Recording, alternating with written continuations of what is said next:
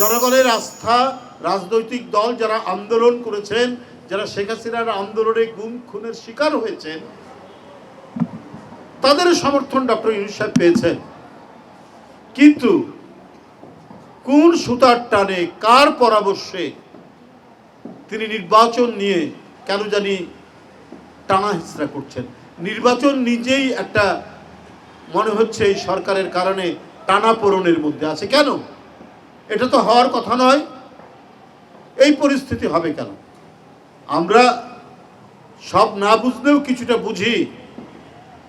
উনি বলে দিলেন কত রাজনৈতিক দল নির্বাচন ডিসেম্বরের মধ্যে দ্রুত নির্বাচনের কথা বলেছেন, সংস্কারের কথাও বলেছেন। উনি গণতন্ত্রের মুখোমুখি করেছেন, ফেস অফ, একেবারে গণতন্ত্রের মুখোমুখি করছেন একটা সংস্কারকে। এটা অনেকেই বলছেন, অনেকেই ইয়ে করেছেন।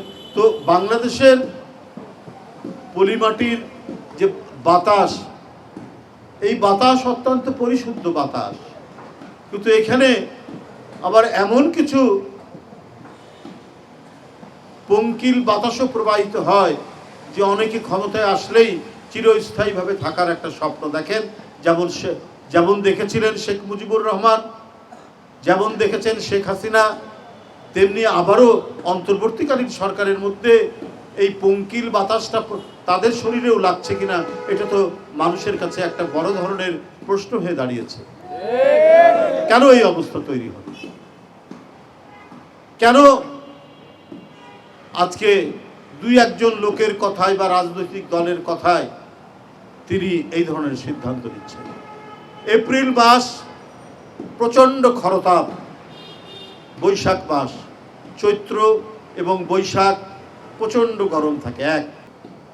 কারণ যদি এপ্রিলে যদি আপনার নির্বাচন হয়, তাহলে রমজান মাসে নির্বাচনী প্রচার করতে হবে। নির্বাচনী প্রচার তো গুরুত্বপূর্ণ।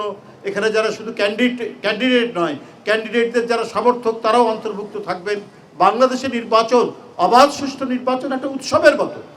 আমরা মনে করি এবারে অবাধ সুষ্ঠু নির্বাচন, আমাদের যে প্রত্যাশা, সেই প্রত্যাশা অনুযায়ী হওয়ার কথা। তাহলে গোটা নির্বাচনী প্রচারণাটা রমজান মাসে পড়বে, তো কি করে এটা সম্ভব?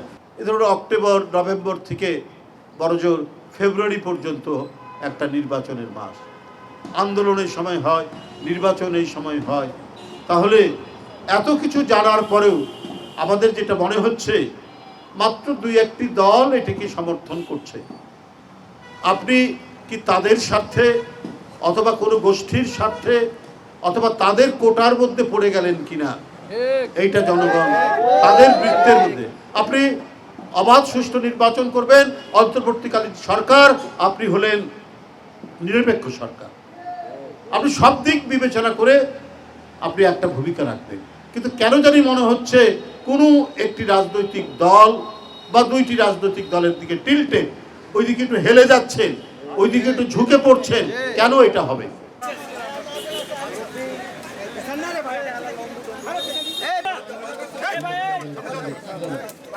ভাই